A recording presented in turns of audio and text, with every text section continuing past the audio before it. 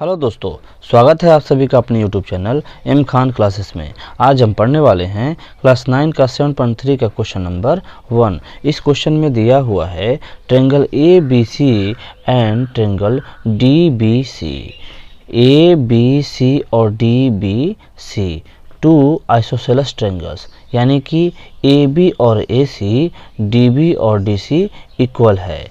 The same base B C and vertex A and D are on the same side of B C.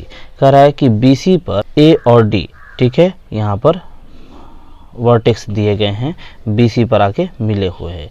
ए और D जो vertex है वो आकर B C पर मिले हुए हैं और on the same side of B C बोल रहा है कि सेम साइड पर है, ठीक है। Of A D is extended to B C at P. कह रहा है कि ए डी को बी सी तक बढ़ाया गया जो पी पर आके इसे काटता है, इंटरसेक्ट करता है, ठीक है।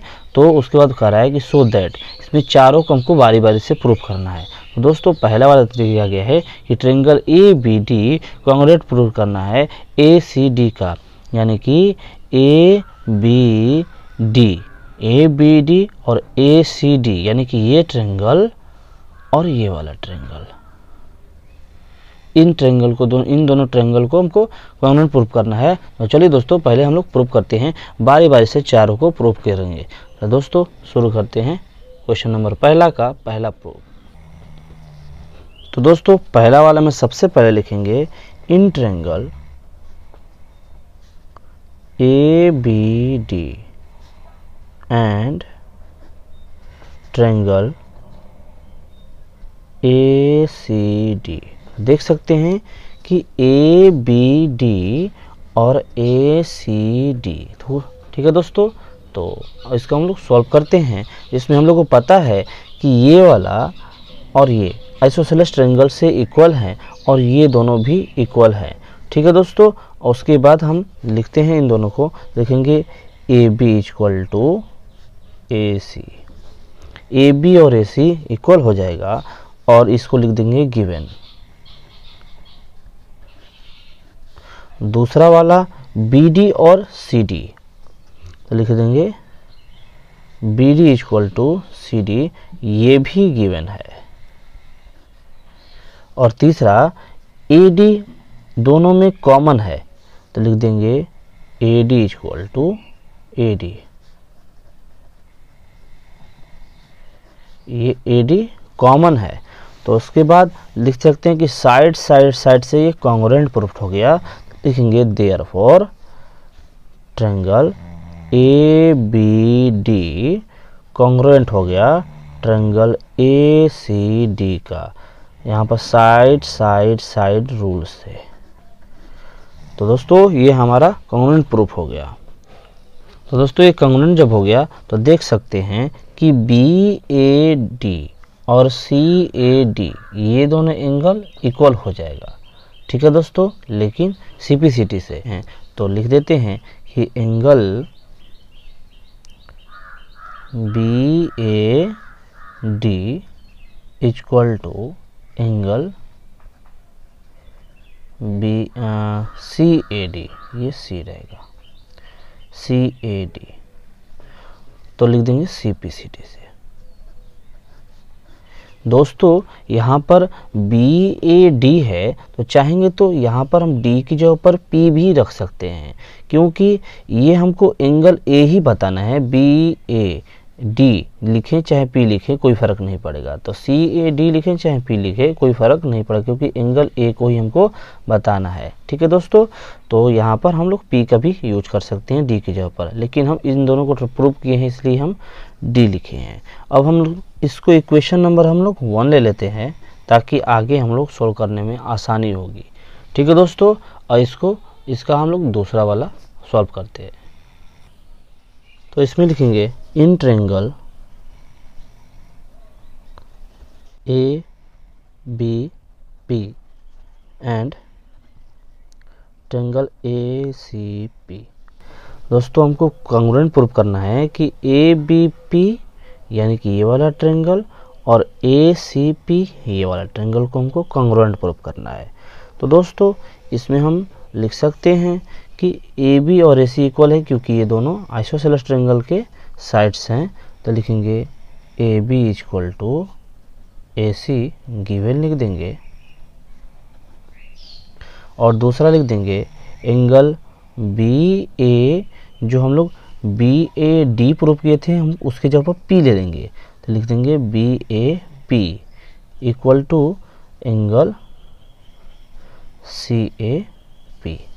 तो इसको हम लोग लिख सकते हैं फ्रॉम इक्वेशन 1। तो लिख देंगे from equation 1। C P C T से भी आप लोग लिख सकते हैं। ठीक है दोस्तों, तो ये हो गया। अब 2 पॉइंट्स मिल गए, तो तीसरा पॉइंट्स है कि ए पी दोनों में कॉमन आ रहा है। तो लिखेंगे A P equal to A P, ये कॉमन हो जाएगा। अभी हमारे 3 पॉइंट्स मिल गए हैं, तो हम लिख सकते हैं कि therefore triangle A B P congruent हो गया ट्रायंगल ए सी पी का। तो लिख देंगे by side angle side rule से।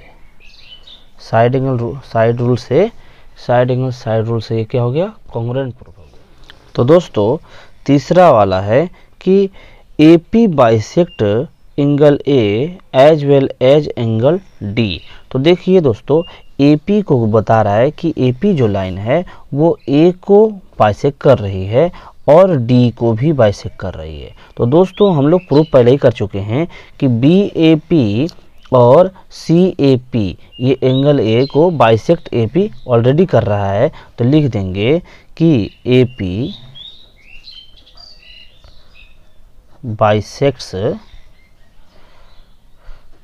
एंगल ए, और हम लोग लिख देंगे फ्रॉम इक्वेशन 1, यहाँ पर लिख देंगे फ्रॉम इक्वेशन 1। दोस्तों पहले ही मैं बता दिया था कि फ्रॉम इक्वेशन 1 में डी तक लिखा था, तो हम पी तक भी ले सकते हैं। ठीक है, तो बी ए डी लिखें या फिर पी लिखें। ठीक है दोस्तों, तो ये हमारा इसमें का पहला वाला हो गया। उसके बाद हम लोग डी को प्रूव करना है कि एंगल डी को भी यहाँ ए पी जो है बाइसेक्ट कर रहा है। तो दोस्तों लिखेंगे in triangle B D P और C D P and triangle C D P. अब इसमें हम देख सकते हैं कि B D C D equal है क्योंकि ये आइसोसेलेस ट्रायंगल है। तो लिख देंगे B D equal to C D, तो हो जाएगा गिवन। और दूसरा पॉइंट है कि डी पी और पी डी चाहे डी पी ही, ये दोनों कॉमन आ रहा है। तो कॉमन में लिख सकते हैं कि डी पी जो है वो डी पी का ही इक्वल है। तो ये हो जाएगा कॉमन। ठीक है दोस्तों, और तीसरा पॉइंट लिखेंगे हम कि बीपी जो है सीपी का इक्वल है। बीपी और सीपी इसलिए इक्वल होंगे कि दूसरा में हम लोग पहले ही प्रूव कर चुके हैं कि ये ए बी पी और ए सी पी कॉन्ग्रुएंट हो गया, तो ये सी पी सी टी से हो जाएगा। ठीक है दोस्तों, तो 3 पॉइंट्स हमको इसमें भी मिल गया। तो लिख सकते हैं कि ये भी कॉन्ग्रुएंट हो गया। तो लिखेंगे triangle B D P congruent हो गया ट्रायंगल सी डी पी का। और जब ये कॉन्ग्रुएंट हो गया तो क्यों होगा है, साइड साइड साइड रूल से। साइड साइड साइड रूल से क्या हो गया, कॉन्ग्रुएंट हो गया। जब ये कॉन्ग्रुएंट हो गया तो हम लोग देख सकते हैं, लिख सकते हैं यहाँ पर कि बी डी पी और सी डी पी एंगल दोनों में इक्वल हो गया। तो angle B D P equal हो गया एंगल सी डी पी का।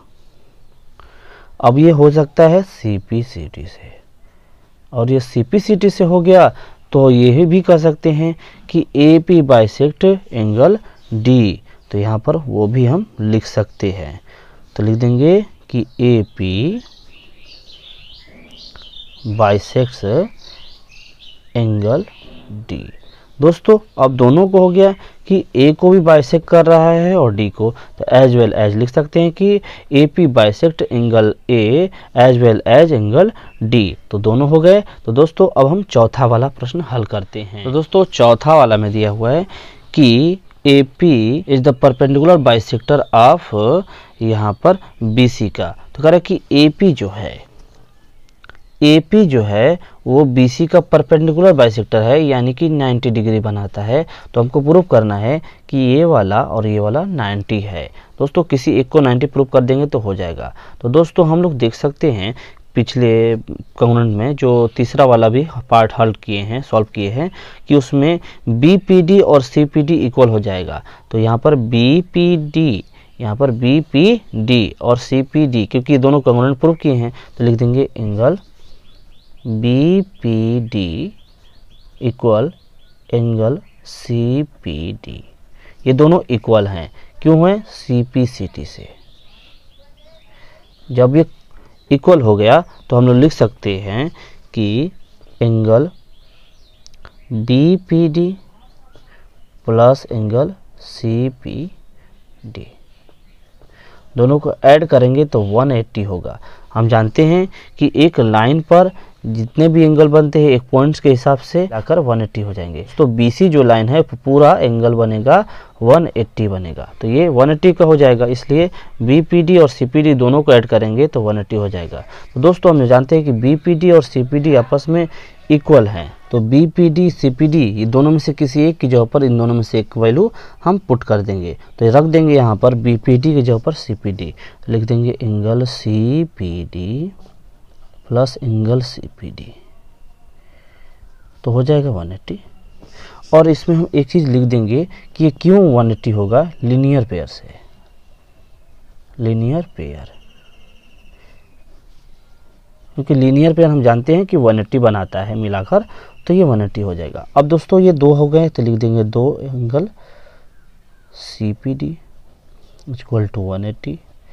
अब यहाँ पर लिख देंगे CPD इक्वल टू 180 और ये 2 आ जाएगा डिवाइड में, दोनों को डिवाइड करेंगे तो आ जाएगा 90। तो CPD का वैल्यू जब 90 आ गया तो हम लोग कह सकते हैं कि CPD जो है परपेंडिकुलर हो गया। ठीक है ना दोस्तों, परपेंडिकुलर हो गया। तो परपेंडिकुलर बोला है वो कि AP का, तो D ले चाहे A ले कोई फ़र्क नहीं पड़ेगा। ठीक है दोस्तों, तो यहाँ पर D ले या फिर A ले कोई फ़र्क नहीं पड़ेगा, वो पूरा हो सकता है। ठीक है दोस्तों, अब ये हमारा पूरा जब ये परपेंडिकुलर 90 हो गया तो CPD और BPD दोनों आपस में इक्वल हैं, यानी कि दोनों 90 हो जाएंगे। तो लिख देंगे angle BPD equal to angle CPD equal to 90। इसलिए अब देयरफॉर एक चीज़ लिख देंगे यहाँ पर, therefore AP is perpendicular bisector BC। यही हमको प्रूफ करना था। तो दोस्तों बाकी सभी हम लोग प्रूफ कर चुके हैं।